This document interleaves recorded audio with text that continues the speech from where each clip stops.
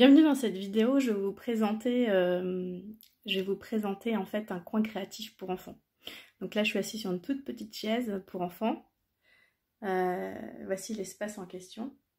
Et je vais bientôt disparaître derrière la caméra pour vous montrer un peu plus comment ça s'organise. Donc si vous avez de l'espace et l'envie, vous pouvez très bien installer chez vous un coin créatif pour votre enfant qui lui permettra de créer en toute autonomie et liberté. Donc tout d'abord j'ai trouvé ces petits tabourets en bois brut où même un adulte peut s'asseoir, donc c'est très pratique.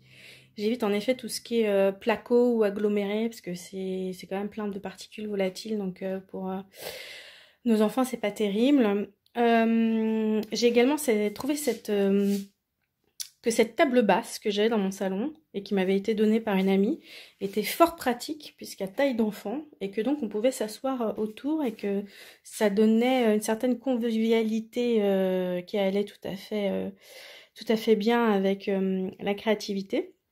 Et donc je l'ai recyclée en table pour loisirs créatifs. D'ailleurs vous voyez elle a bien été utilisée. Alors ces tâches n'ont aucun impact sur votre feuille dans la mesure où en fait les taches en fait finissent par s'incruster dans le bois et ne salissent plus évidemment la feuille.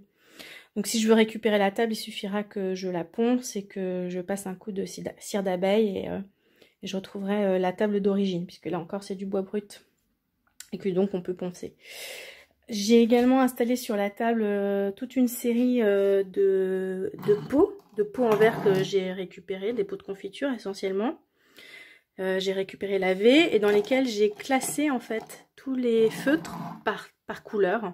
Donc c'est assez pratique, en plus c'est joli. Pour la petite anecdote, moi j'ai remarqué que les couleurs préférées des enfants c'était le jaune et le noir. Alors ils voulaient tout le temps du noir. Voilà, ces deux couleurs là sont assez essentielles dans la trousse d'un enfant. Donc d'autres petites choses habituelles, hein, ciseaux, taille-crayon, colle.